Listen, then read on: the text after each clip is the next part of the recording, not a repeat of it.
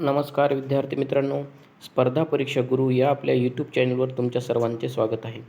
आपण तलाठ्यांची ज्या काही प्रश्नपत्रिका झाल्या होत्या त्याचं विश्लेषण बघत आहोत.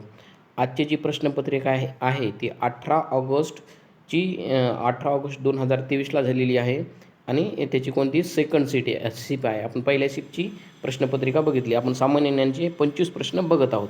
ओके, पहिली शिप बघितली. पहिली शिप जर बघितली नसेल तर बघून घ्या, आपल्या चॅनलवर आहे ती. ओके, चला तर मग या 25 प्रश्नाला सुरुवात करू. सामान्य ज्ञानाच्या बघा, पहिला प्रश्न विचारण्यात आला होता चालू घडामोडीच्या संदर्भात.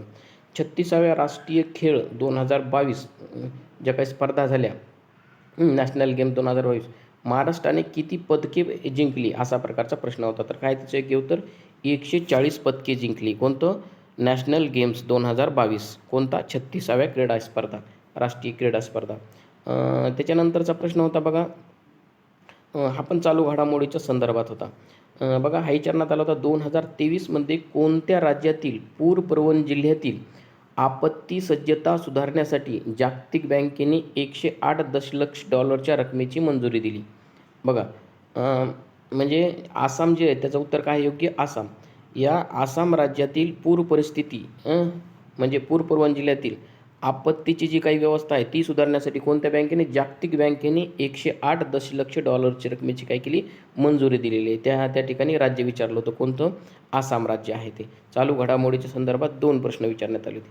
त्याच्यानंतर बघा, राज्यघटनेच्या संबंधित हा एक प्रश्न आहे. LM सिंघवी समितीने भारताच्या परदेशी नागरिकत्वाशी संबंधित आपला अहवाल कोणत्या वर्षी सादर केला? बघा, नागरिकत्वासंबंधी प्रत्येक वेळेस प्रश्न विचारलेला आहे TCSने. ओके, तर ते कोणतं आहे? 2002. त्यावर्षी LM सिंघवी समितीने काय परदेशी नागरिकत्वासंबंधी आपला अहवाल जाहीर केला. बघा, तुम्हाला जरी वाटत असं नाही तलाठ्याची प्रश्नपत्रिका, मात्र येणारे जे काही जिल्हा परिषद असेल, पोलीस भरती असेल, नगर परिषद असेल, कोणतीही प्रश्नपत्रिका राहू दे, अशाच प्रकारचे प्रश्न येणार आहेत. ओके, बघा पुढचा प्रश्न बघू. पुढचा प्रश्न आहे, खालीलपैकी कोणता अनुच्छेद संसदेला सशस्त्र दल, निमलष्करी दल, सार्वजनिक दल आणि सदृश दलाच्या मूलभूत अधिकारावर निर्बंध घालण्याचा किंवा रद्द करण्याचा अधिकार आहे? बघा, हे राज्यघटनेचं कलम 33. हे मूलभूत अधिकार आहेत आपले किती? 12 ते 36 पर्यंत किंवा 35 पर्यंत. ओके, मग हे मूलभूत अधिकार आहे म्हणलं, जे काही सशस्त्र दलाशी संबंधित जे काही कलम विचारण्यात आलं होतं तर ते कलम विचारण्यात आलं होतं. ओके, कलम 33. त्याच्यानंतरचा पुढचा प्रश्न आहे बघा, हा एक चालू घडामोडीच्या संदर्भातचा प्रश्न आहे. मार्च 2023मध्ये खालीलपैकी कोणत्या ठिकाणी आयोजित केलेल्या कार्यक्रमात केंद्रीय पर्यावरण, वन आणि हवामान बदल मंत्री यांनी अरवली पर्वतरांगेभोवती 4 राज्यातील 5 किलोमीटरच्या राखीव क्षेत्राला हरित करण्यासाठी एक प्रमुख उपक्रम अरवली ग्रीन वॉल प्रोजेक्ट शुभारंभ केला? बघा, कोणत्या राज्यात हा प्रोजेक्ट सुरू केला? सरळ तेवढंच त्याचं हे उत्तर काय? अरवली ग्रीन वॉल प्रोजेक्ट शुभारंभ कोणी केला? हवामान बदल मंत्री यांनी केला. ओके, तर प्रश्न काय? तर तो कोणत्या राज्यात, कोणत्या ठिकाणी आयोजित केला होता तो, म्हणजे तो कार्यक्रम तो कुठं? टिकली, हरियाणा हे राज्य आहे, टिकली. पुढचा प्रश्न आहे, दिलेल्या पर्यायापैकी कोणता भारतातील सर्वात जुना भूभाग आहे? भारतातील सर्वात जुना भूभाग कोणता? द्वीपकल्पीय पठार हा सर्वात जुना भाग आहे. हा उत्तरेकडील मैदानी प्रदेश हा नवीन तयार झालेले समुद्रतटीय मैदानी आणि हिमालयसुद्धा कसा आहे? नवीन आहे या द्वीपकल्पाच्या तुलनेत. ओके, पुढचा प्रश्न माहिती अधिकाराच्या संदर्भात होता. माहिती अधिकार अधिनियम 2005च्या संदर्भात योग्य विधानं निवडायचं होतं. तर 1, 2, 3 हे तिन्ही विधानं खरी होती. आपण तिन्ही विधाने वाचू.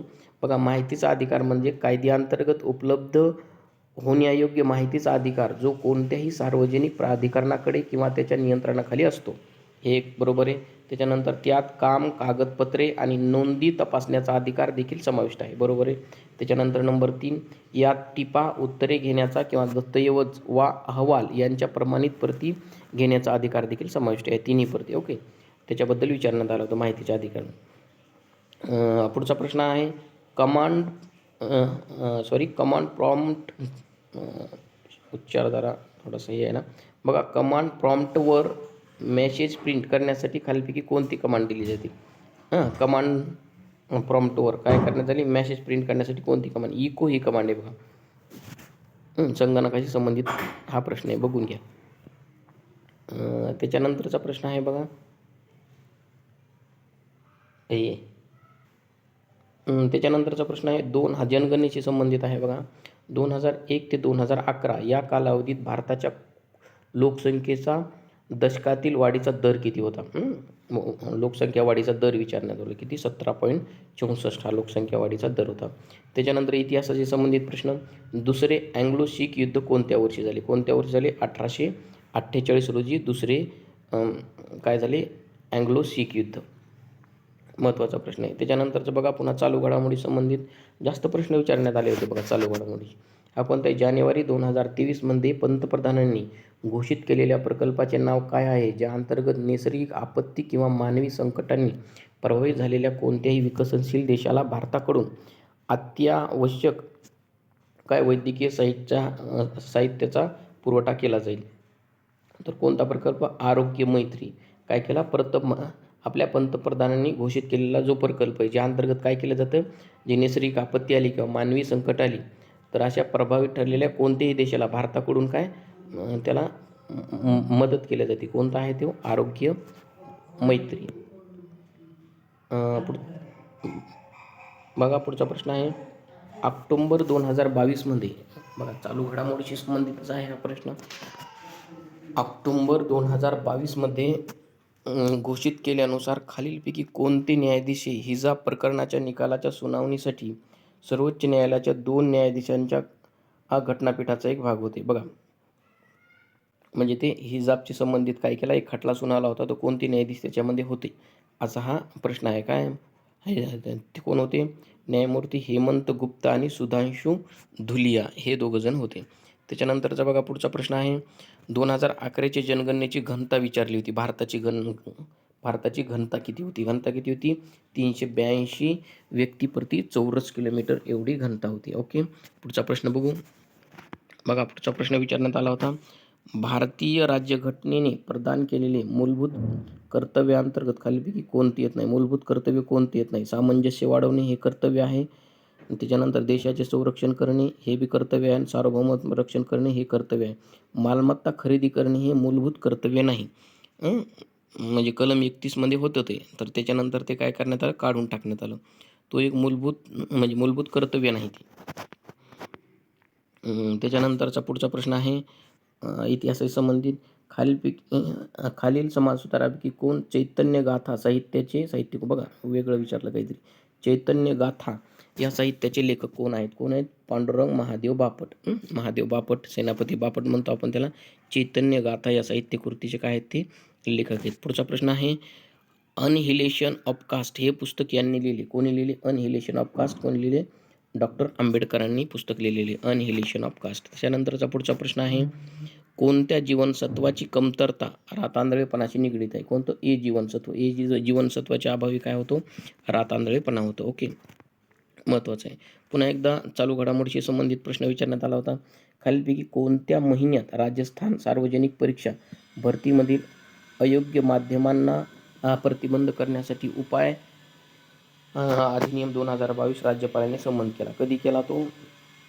एप्रिल 2022 संमत केला. ओके, चला तर मग पुढचा प्रश्न आहे माहितीचा अधिकार अधिनियम 2005च्या कोणत्या कलमात जनमाहिती अधिकाऱ्याच्या नियुक्तीबद्दल उल्लेख आहे? कोणतं? जनमाहिती अधिकारी कलम 5 नियुक्त करू शकतो आपण. ओके, माहितीच्या अधिकारासंदर्भात 2 ते 3 प्रश्न प्रत्येक प्रश्नपत्रिकेत विचारण्यात आले होते.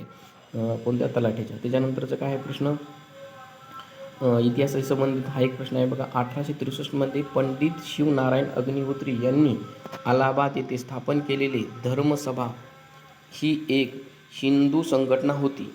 बघा ए किंवा बी यापैकी एकही बरोबर नव्हतं. ब्रिटिश भारतात हिंदू धर्म प्रचार करणे आणि हिंदू धर्माचे हिताचे रक्षण करणे या संस्थेचे उद्दिष्ट होते. अजिबात नाही. म्हणजे दोन्ही पण काय विधान चुकीचे आहेत ते. ओके,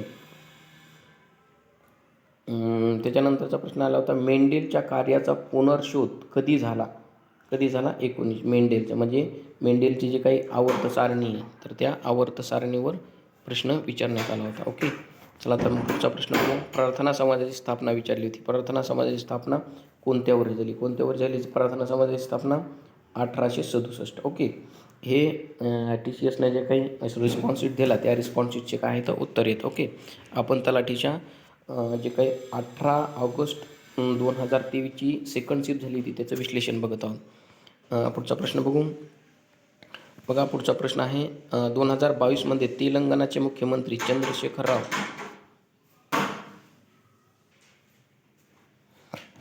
बघा की चंद्रशेखर राव यांनी राज्यातील च्या कल्याण आणि उन्नतीसाठी नेथन्ना विमा योजना सुरू केली.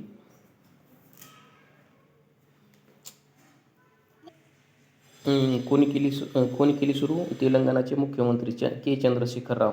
कोणची? नेथन्ना विमा योजना. थोडा उच्चार चुकत असेल पण तरी पण तुम्ही समजून घ्या. ओके, कोणाच्या कल्याणासाठी? विणकर, जे काही विणकर आहेत विणकरांच्या कल्याणासाठी. ओके, तेलंगणाच्या मुख्यमंत्र्यांनी ती योजना सुरू केली. बघा, 5 ते 6 प्रश्न होते चालू घडामोडीच्या संदर्भात. आणखी हा 24वा प्रश्न हा विचारण्यात आला होता. हा सामान्यांनाच आहे, मात्र इंग्लिशमधून डायरेक्ट विचारण्यात आला होता. Which biologist is known for developing the genotype phenotype relationship? William Johannsen हे विचारलं होतं. बायोलॉजिस्ट कोण येतो? कसे संबंधित? फॉर डेव्हलपिंग जीनोटाईप फेनोटाईप रिलेशनशिपशी संबंधित विल्यम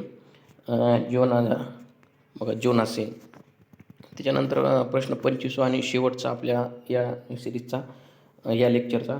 बघा, यांनी तत्वरंजनी सभा, आपण तत्वबोधिनी म्हणतो बघा, यांनी तत्वरंजनी सभा स्थापन केली आणि नंतर तिचे नाव तत्वबोधिनी सभा. बघा, अगोदरचं नाव त्याने विचारलं कोणी स्थापन केली होती. कोणी? देवेंद्रनाथ. आपण देवेंद्रनाथ म्हणतो. ओके, ते ट्रान्सलेशन असल्यामुळे हिंदीचं. चला, तर मग आपण सामान्य ज्ञानाचे 25 प्रश्न बघितले. असेच पुढच्या शिफ्टचे लवकरच बघणार आहोत. तुम्ही जर पाठीमागचे बघितले नसेल तर बघून घ्या. येणाऱ्या परीक्षेत तुम्हाला त्याचा नक्कीच फायदा होईल. ओके, तुम्ही जर आपल्या लेक्चरला लाईक करत नसाल तर नक्कीच लाईक करा, तुमच्या मित्रांना शेअर करा आणि आपल्या चॅनलला नक्कीच सबस्क्राईब करा. तोपर्यंत धन्यवाद.